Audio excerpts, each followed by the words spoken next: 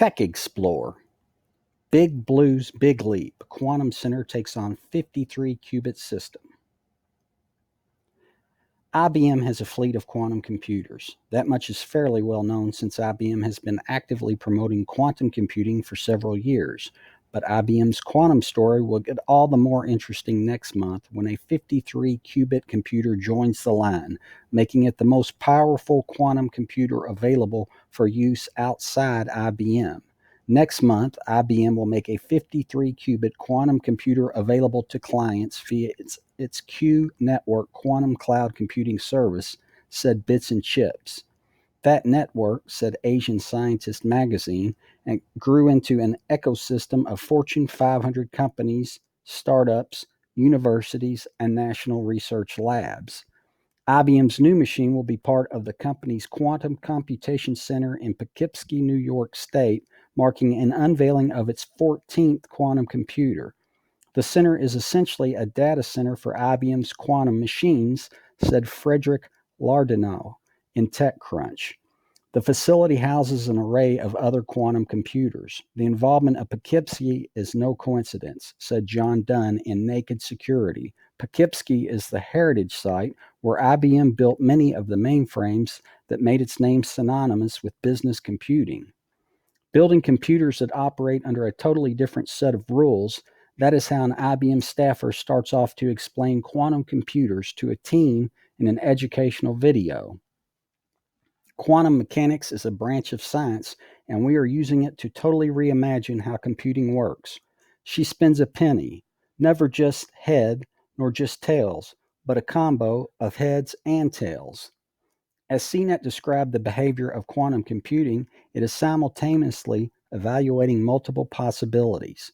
Quantum physics promises to change computing by ditching the traditional zeros and ones of computing states in favor of quantum phenomena like superimposition and entanglement, where separate particles influence each other, and wave interference, wrote John Oates in the Register. In research terms, it promises to allow fundamentally different approaches to research in fields from chemistry and physics to financial analysis.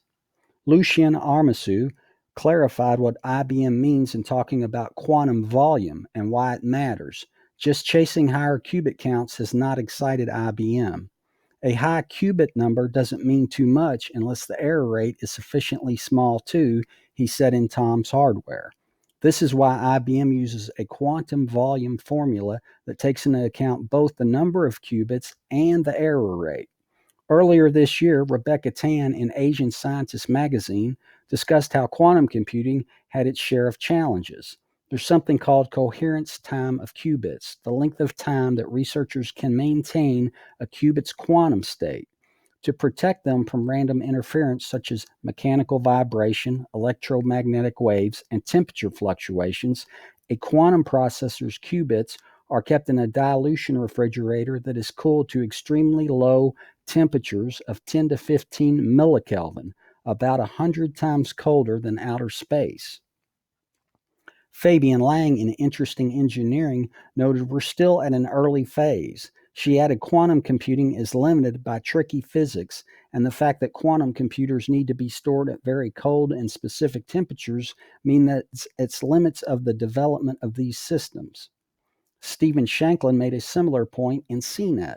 Quantum computing remains a highly experimental field, limited by the difficult physics of the ultra-small and by the need to keep the machines refrigerated to within a hair's breadth of absolute zero to keep outside disturbances from ruining any calculations.